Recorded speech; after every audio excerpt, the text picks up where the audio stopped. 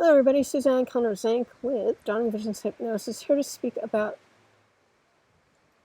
anorexic and bulimic males and the symptoms that they have as different from those of females. So the first thing that we are looking for would be severe anxiety attacks.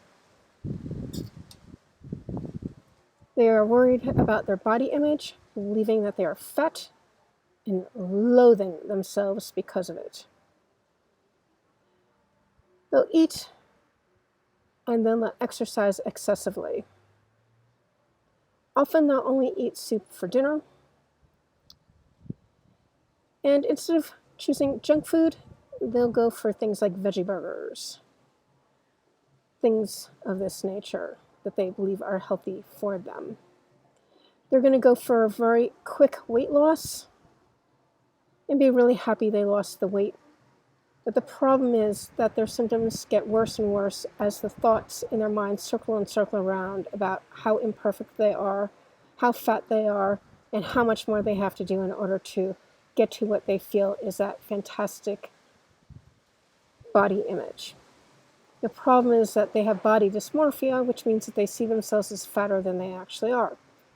Interestingly enough, even when they lose the weight and they feel happy, it doesn't mean a whole lot because they're going to continue to harm themselves with very quick weight loss, ending up malnourished. And in the case of overusing weights to get those six-pack abs that they feel determined that they need to get, they are going to end up doing some pretty terrible things to their bodies, taking steroids perhaps, which are really unhealthy, and too much protein, also not healthy. Your body can only process so much of it at a time, and not eating enough other of the nutrients that people need, such as healthy fats. We do need healthy fats, people. Our eyes are mainly fat, your brain is mainly fat and water, and there's a covering over the nerves, which is made of fat too. It's called the myelin sheath. And when that goes and gets destroyed because of different disease processes, we call it multiple sclerosis, or MS, when it happens in the nerves of the legs or the arms. We call it epilepsy when it happens in the brain. So we definitely need to have our healthy fats. Avocados, coconut oil, nuts, seeds, things of this nature. There's many layers of insecurity that these folks have. It's not just about the weight, it's about not being good enough, not being worthy enough of love, of food, of whatever. And generally speaking, if they have 100 people tell them how they look and one tells them that they're fat, that is the obsessive compulsive thought, that they're too fat. It gets stuck in their heads.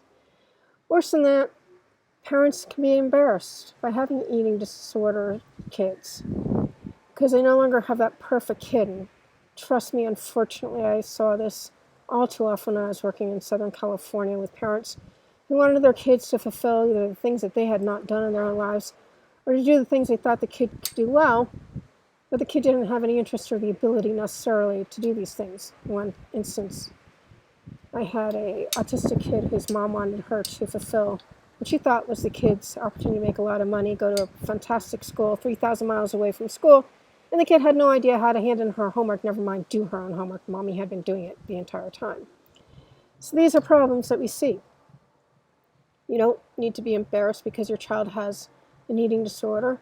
What you need is to get into the mode of being super supportive, letting them know that regardless, you're going to be there to help them every step of the way, and you're going to do it. Because unless you do, well, do understand that for kids aged 12 to 24 years old, this is the number one killer. That's right, eating disorders. So we need to be mindful of all of this as we are working with getting help for our kids. Unfortunately, the mental health system in the United States anyway doesn't even acknowledge that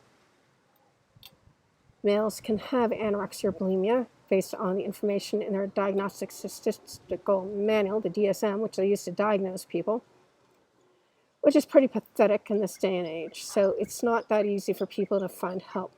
I'm here to let you know I do this help. I am an expert at doing this. I've been doing it since 2005, and I have a very different way of working with folks than the conventional mental health system. Number one, I never get on their case about what they did or did not eat.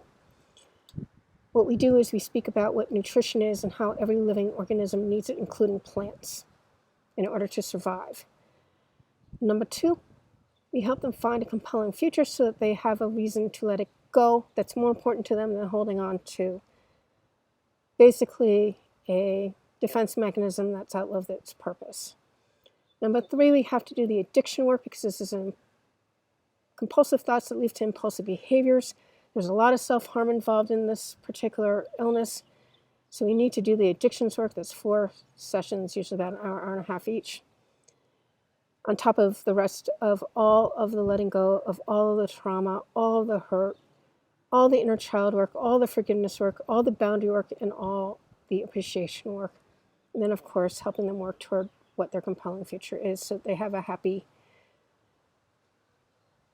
well-balanced, contented, fulfilling life that is age appropriate for them.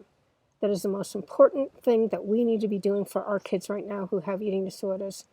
And I'm here to take a stand that the males deserve as much help as the females. And thank God I know how to do this because I've had clients, teach me how to do it in the best way for them. All right, everybody, that's it for today. As always, I thank you for spending your time with me. Till next time, have yourself a great day. Bye-bye, all.